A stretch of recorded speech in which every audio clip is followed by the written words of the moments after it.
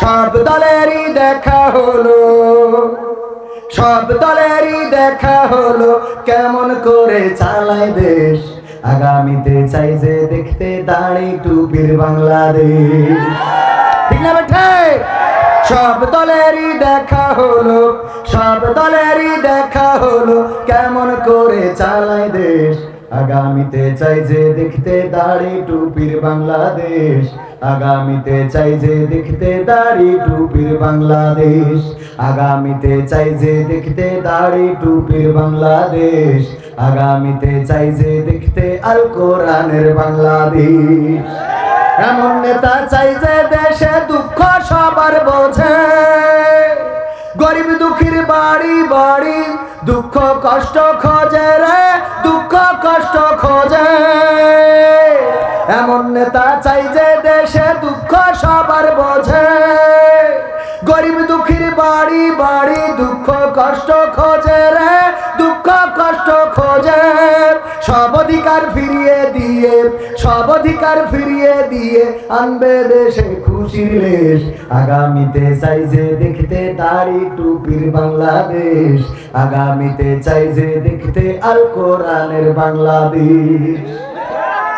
ভ্রান্ত মতে বাতিল পথে শান্তি খোঁজে যারা, রবের ভাষায় চোখ থাকিতে অন্ধ বধির তারা রে, অন্ধ বধির তারা। ভ্রান্ত মতে বাতিল পথে শান্তি খোঁজে যারা, রবের ভাষায় চোখ থাকিতে অন্ধ বধির তারা রে, অন্ধ বধির তারা। ভুলের পথে থাকলে অটল, ভুলের পথে থাকলে অটল, এহ পরকাল হবে শেষ। আগামীতে চাই যে দেখতে দাড়ি টুপির বাংলাদেশ। আগামীতে চাই যে দেখতে আল কোরআনের বাংলাদেশ।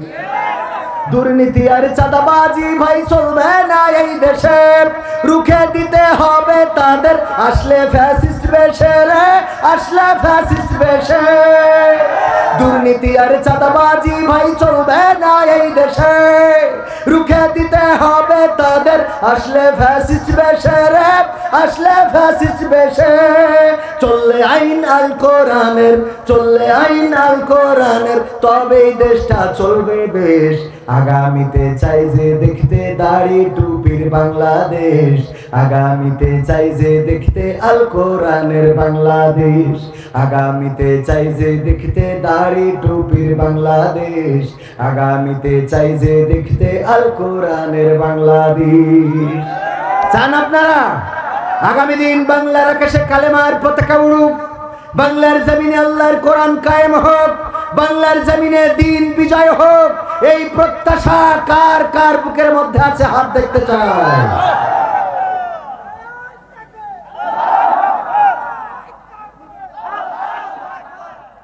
সম্মানিত ভাইয়েরা, সত্যি যদি দিনের বিজয় চান, বিজয় দিবেন কে?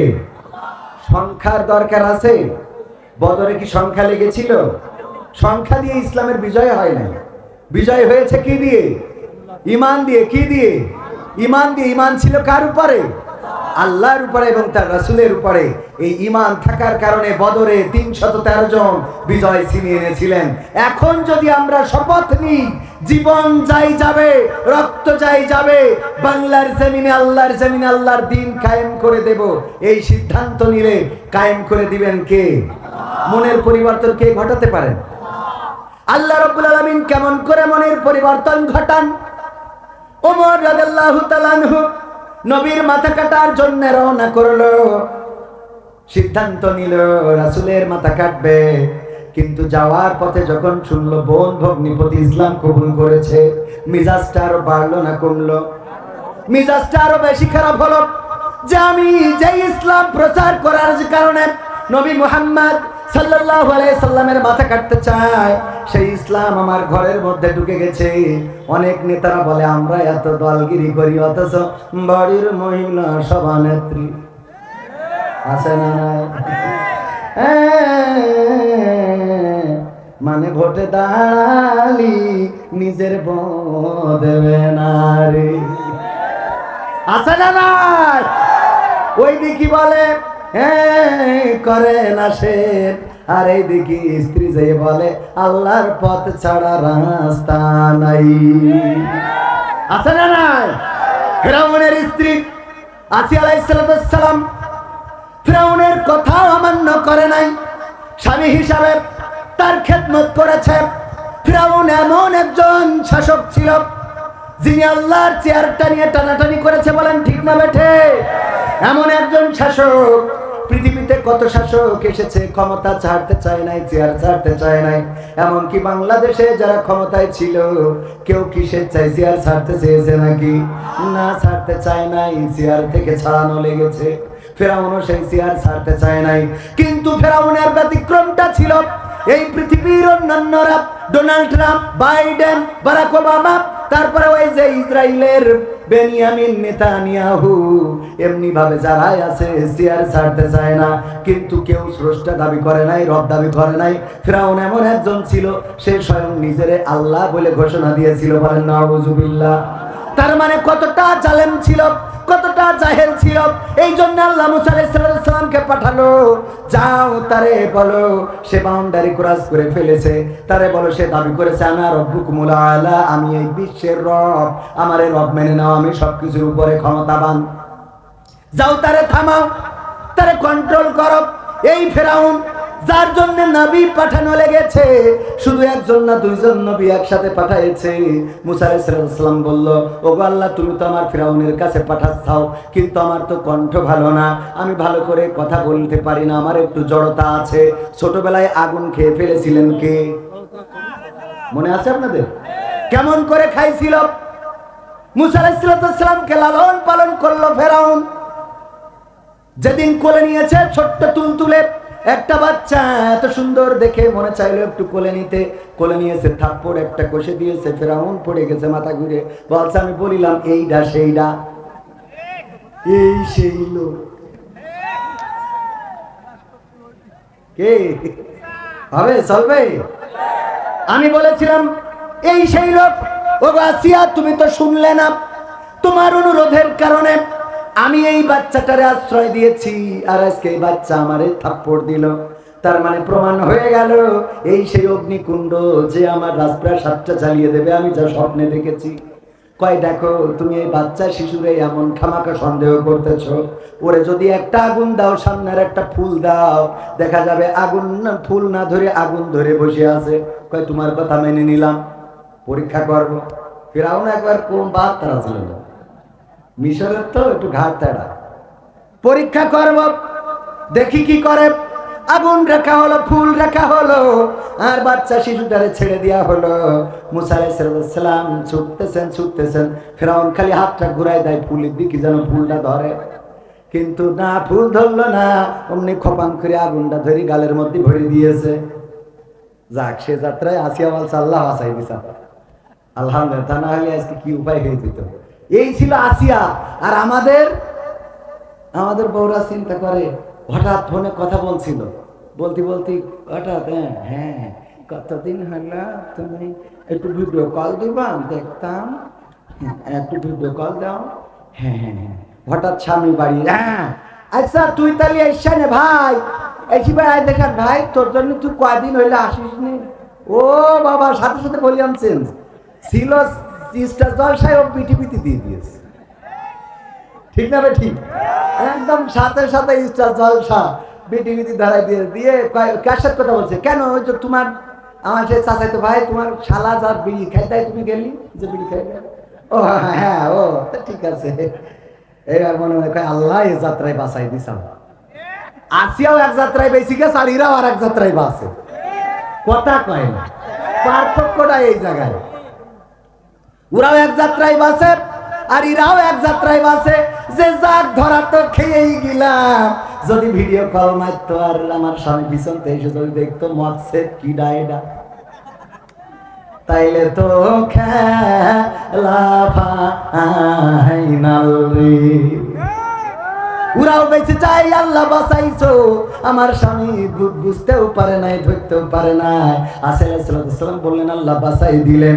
তুমি বাঁচাইছো যে আজকে মুসা আগুনটা ধরেছে, যদি আগুন না ধরতো তাইলে আমার মুসারে আজকে ফেরাউন জীবন্ত মেরে ফেলতো, জীবন্ত কবর দিত অথবা আগুনে ঝলসে দিত, পৃথিবী থেকে নিশ্চিহ্ন করে দিত। মুসা আলাইহিস সালামের এই জন্য জিহ্বায় একটু জড়তা ছিল।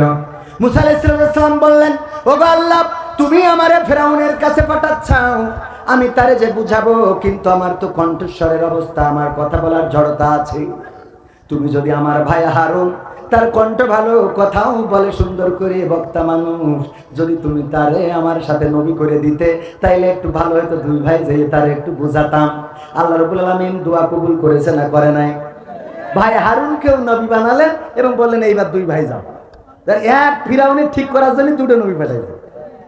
চিন্তা করা যায় যে কত বড় বেতার। আর মুসা আলাইহিস সালামের উম্মতরাও ছিল বেতার। এগের যাই করবে, বসে বসে খায় মান্নার সালোয়া। মান্না সালোয়া কোথা থেকে আসে? জান্নাত থেকে। পার পরে ঠ্যাং তুলে খায়, তাও আরাম হয় না। মুসার কয় একই খাদ্য ভাল লাগে না, একটু পাল্টে মাল্টে দিতে না হলে আমরা আমাদের মতো করি খাবো। কত বড় শয়তান! বলছে হয় পাল্টাই দাও, আর তা না হলে আমাদের মতো আমরা চাষ করবো গরু দিয়ে, ও পেঁয়াজ রসুন লাগাবো, সমস্যা নেই। ঠিক বলছি তো হুজুর? হ্যাঁ, কত বড়! আল্লাহ বলছে মুসা, ওরা তো আমার সিজদা দিতে চাই না, তো একটা গেট বানাও। কি গেট? গেট বানাও এমন, ওই যে আমরা যেমন গুলাই ঢুকি, আগে ঠ্যাং ঢুকতে হয়, হ্যাঁ, তো ওইভাবে যেন ওরা মানে এমন করবা যাতে মাথা ঢুকানো লাগে, এমন কায়দা করি বানাও। তো ওরা ওই ফেরাউনের মুসা আলাইহিস সালামের ওই বেতাড়া উম্মতরা ওরা বলতেছে আমাদের এত পাগল পাওনি যা মাথা ঢুকাবার। ওই যে গুলাই যেভাবে পা আগে ঢুকায়, ওরা আগে পা ঢুকাই তারপর ঢুকে সিজদা হয়ে যাবে। ও হতে দেবো না, চিন্তা করা যায়। এই ফেরাউনের কথা কেন আনলাম? যাকে ঠিক করার জন্য দুইজন নবী লেগে থাকলেন, মৌজেজা দেখালেন, তারপরেও ঠিক হলো না, এমনকি মৃত্যুর আগ পর্যন্ত ঠিক হলো না। দেখেন ওই যে নদীর কিনারায় পৌঁছে গেল। পৌঁছে যাওয়ার পরে যখন মুসা আলাইহিস সালাম বাড়ি দিলেন, রাস্তা হলো কটা? 12টা রাস্তা হয়ে গেল। এইটা দেখার পরেও ওর মনের মধ্যে দাগ কাটে নাই, ওর মনের মধ্যে এটা হয় নাই যে মুসার এই রাস্তায় যদি হাতি পানি আবার একাকার হয়ে যেতে পারে না, পারে না। ওর মনের মধ্যে এতটুকু ভয় হয় নাই। তার মানে কত বড় জালেম, চিন্তা করা যায়। আরে শেখ হাসিনা তো জালেম, তাও হেলিকপ্টারে করে চলে গেছে। যদি বর্ডার দিয়ে বেনাপোল দিয়ে গাড়িতে যায়, হঠাৎ পাংচার হলো তো সমস্যা, ঠিক না বেঠিক? তার সেই ঠাস করে উঠে ঠাস করে নামবো, কথা কয় না। আমরা যে জালেম বলি, এ জালেম এ অনেক ভালো। আপনারা মনে করেন অনেক ভালো, অনেক ভালো, ঠিক না বেঠিক? কিন্তু এইটা এত বড় জালেম যে আল্লাহ রাস্তা করে দিলে বলছে আমার আব্বা বানাইলো। ওর মধ্যে ঢুকে সুবানি খেয়েছে না খাই না? এই জালেমের সংসার করেছে আসিয়া আলাইহিস সালাম। সেই আসিয়া কোনোদিন স্বামীর সাথে খারাপ আচরণ করে নাই, স্বামীকে গালমন্দ করে নাই, স্বামীকে গালি দেয় নাই, স্বামীর কথার অবাধ্য হয় নাই। শুধুমাত্র একটা ছাড়া, সেটা হলো ফেরাউন বলেছে তুমি আমাকে রব হিসাবে মেনে নাও। আর আসিয়া আলাইহিস সালাম বলেছেন তুমি আমার স্বামী, স্বামী হিসাবে তোমার জন্য যা করা প্রয়োজন সব করব। তোমার গা টিপে দেব, তোমার পা টিপে দেব, তোমার গোসল করিয়ে দেব, তোমার মাথা ছিঁড়িয়ে দেব, তোমার জামা গায়ে পরিয়ে দেব, তোমার জুতার ফিতা বেঁধে দেব, তোমার জন্য আমি রাত জেগে অপেক্ষা করব, তোমার জন্য আমি ভালো ভালো রান্না করে রাখবো, তোমার জন্য আমি জুস বানাবো, তোমার জন্য আমি যা করা দরকার জাগতিক সব করতে রাজি আছি। কিন্তু রব হিসাবে মেনে নিয়েছি কাকে? আল্লাহকে রব মেনেছি, সেটার সাথে কোনো আপোষ চলবে না। ওগো ফেরাউন, ওগো ফেরাউন, আমি তোমার মেনে নিলাম, আমি তোমার সব কিছু মেনে নিলাম, শুধুমাত্র একটি মাত্র কথা ছাড়া। এখনকার মা বোনেরাও এমন সিদ্ধান্ত নিয়ে ফেলেছে, স্বামী দল করে বেড়ায়, স্বামী লড়াই করে, মিছিল করে, সংগ্রাম করে, এমন কি প্রতীক নিয়ে দাঁড়িয়েও যায়। আর স্ত্রী বলে আমি আল্লাহর পথের মার্কা ছাড়া অন্য মার্কায় ভোট দে বোনারে, বলেন ঠিক কিনা? এরাম মা বোন আছে না নাই? সর্বরাজপুরেও আছে না নাই? আছে এবং তৈরি হবে। আল্লাহর পথে যারা চলে তাদের সাথে আমরা আছি না নাই? অনেকেই মনে করে হুজুর এসেছে মনে হয় জামাতের, হুজুর এসেছে মনে হয় চরমনার, হুজুর এসেছে মনে হয় হেফাজতের, হুজুর এসেছে মনে হয় ওই জাতীয় দলের লোক। না, হুজুর হলো আল্লাহর দলের লোক। কার দলের? কার দলের? সবাই বলেন কার দলের? আল্লাহর দলের লোক। যারাই আল্লাহর দিন এই জমিনে কায়েম করতে চাইবে, প্রতীক যা হয় হোক, নেতা যে হয় হোক, আল্লাহর দল আল্লাহর দিন যে কায়েম করতে চাইবে, আমরা সে যে হয় হোক, আমরা তার পক্ষের লোক। বলেন ঠিক কিনা? ঠিক না ঠিক? যদি কেউ দাড়ি পাল্লা নিয়ে ইসলামের বিপক্ষে চলে যায়, তাইলে ওই দাড়ি পাল্লার টেঙাতে দেয়া হবে, দেয়া হবে। যদি কেউ হাত পাখা নিয়ে কোরআনের বিপক্ষে কথা বলে, তাইলে ওই হাত পাখা দিয়ার বাতাস খাবো, খাবো। কারণ হাত পাখা যতই হোক, আপনি ইসলামের বিপক্ষে যাবেন, এটা মানা হবে। আমরা না ভোট দিতেও রাজি, হ্যাঁ ভোট দিতেও রাজি। এখন এক দল বলছে না ভোট দাও, আর এক দল বলছে হ্যাঁ ভোট দাও। আমাদের কথা হলো ইসলাম যারা কায়েম করতে চাইবে তাদের পক্ষে হ্যাঁ, ঠিক না বেঠিক? দাড়ি টুপির পক্ষে যারা যাবে তাদের পক্ষে হ্যাঁ। এই জমিনে দুর্নীতি যারা মুক্ত করতে চাইবে তাদের পক্ষে, সবাই বলেন তাদের পক্ষে। এই জমিনে যারা সন্ত্রাসী বন্ধ করতে চাইবে তাদের পক্ষে, এই জমিনে যারা খুন খারাপি বন্ধ করতে চাইবে তাদের পক্ষে, এই জমিনে যারা ধর্ষণ জেনা ব্যভিচার বন্ধ করতে চাইবে তাদের পক্ষে। কিন্তু এই জমিনে যারা অন্যায়, চাঁদাবাজি, লুটতরাজ, লুণ্ঠন, স্বৈরাচারী, দুঃশাসন, এই জাতীয় কাজগুলো যারা করতে চাইবে তাদের পক্ষে। বলেন, তার মানে আমরা হ্যাঁরও পক্ষে নারও পক্ষে। এর পক্ষে? হ্যাঁরও পক্ষে নারও পক্ষে। হ্যাঁর পক্ষে কোন দিক থেকে? যেই দিক থেকে আমরা দেখবো যে আল্লাহর সাথে সম্পৃক্ততা আছে, আল্লাহর হুকুমের বাইরে না, সেটা আমাদের জন্য হ্যাঁ। কিন্তু যেটার সাথে আল্লাহর সাথে সম্পর্ক নাই, বরং আল্লাহ সেটা নিষেধ করেছেন, এই জাতীয় কাজের সাথে যদি সম্পৃক্ততা রাখে আর এই জাতীয় কাজ যদি করতে চায়, সে জামাতের হোক, চরমনার হোক, হেফাজতের হোক, দাড়িওয়ালা হোক, টুপিওয়ালা হোক, পাঞ্জাবিওয়ালা হোক, জুব্বাওয়ালা হোক, তাদের পক্ষে না। কথা ক্লিয়ার? আমি কি কোনো রাজনীতির কথা বললাম? বলেছি একটাও রাজনীতির কথা পাবেন না। ওয়াজ করবো 12টা পর্যন্ত, রাজনীতির কথা যদি বলি বলবেন যে হুজুর নেই, রাজনীতির কথা কেন বলবেন? কোরআন এসেছে এই সমাজে শান্তি প্রতিষ্ঠার জন্য। ইসলাম মানে কি? তো শান্তি প্রতিষ্ঠা করার জন্য যে কথা বলতে হবে সেটা তো বলাই লাগবে। এটাকে রাজনীতি বলার কোনো সুযোগ নেই, এটাই আল্লাহর নীতি। কার নীতি?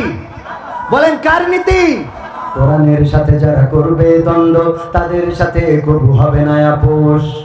কোরআনের সাথে যারা করবে দ্বন্দ্ব, তাদের সাথে কবু হবে না আপোষ।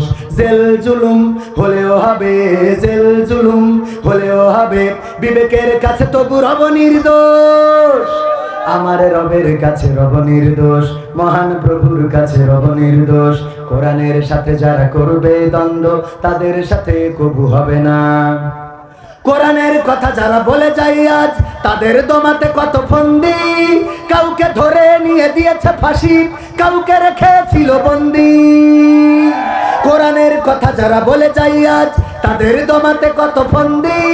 কাউকে ধরে নিয়ে দিয়েছে ফাঁসি, কাউকে রেখেছিল বন্দি।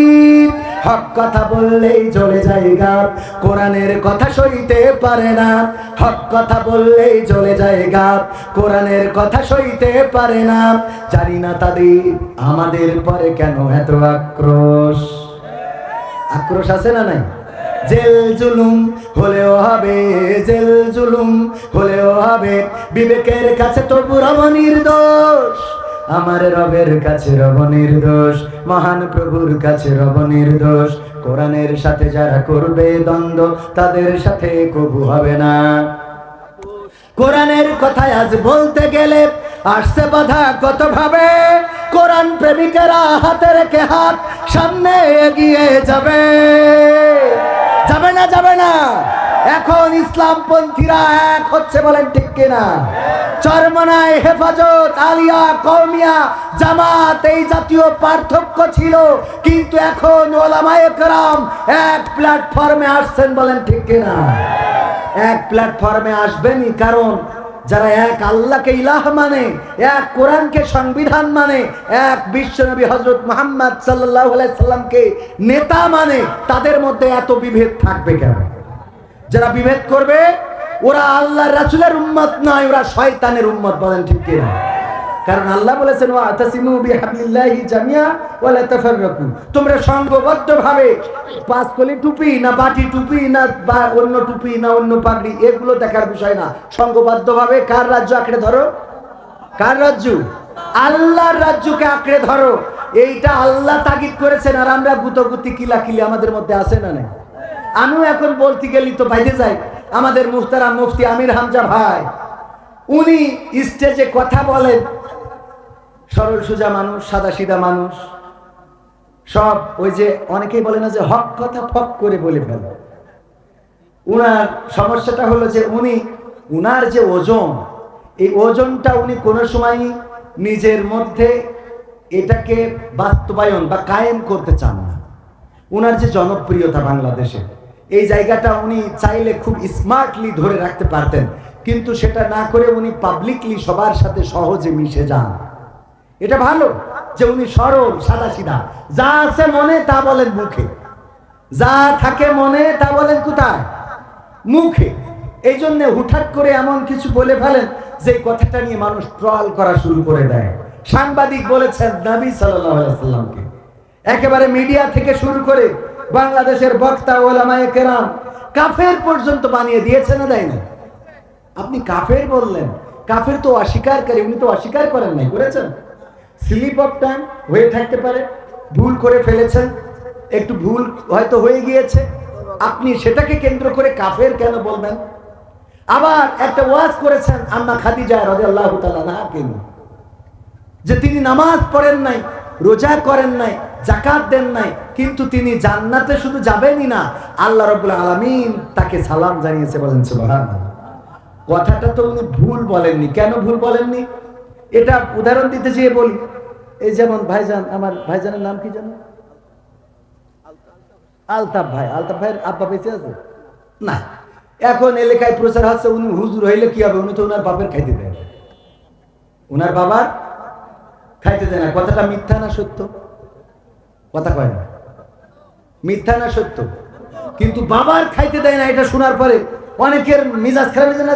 হুজুর আলতাফ এত বড় দাড়ি মেহেদি দিয়া, মাথায় টুপি, সরমানার মুরিদ, অথচ সে কেমনে বাবারে খাইতে দেয় না? এটা মেম্বারিতে দাঁড়াইছে, ডাইরেক্ট বিপক্ষে সিল মারো। এরকম হয় না? হয় না? তো বাপ যে নেই এটা যাচাই করবেন না? তো খাদিজা রাদিয়াল্লাহু তাআলা আনহা যাকাত দেন নাই, নামাজ পড়েন নাই, হজ করেন নাই, এটা যে কেন করেন নাই এটা যাচাই করবেন না? কারণ তখন এগুলো ফরজই হয় না, তখন এইগুলোর বিধানই আসে নাই।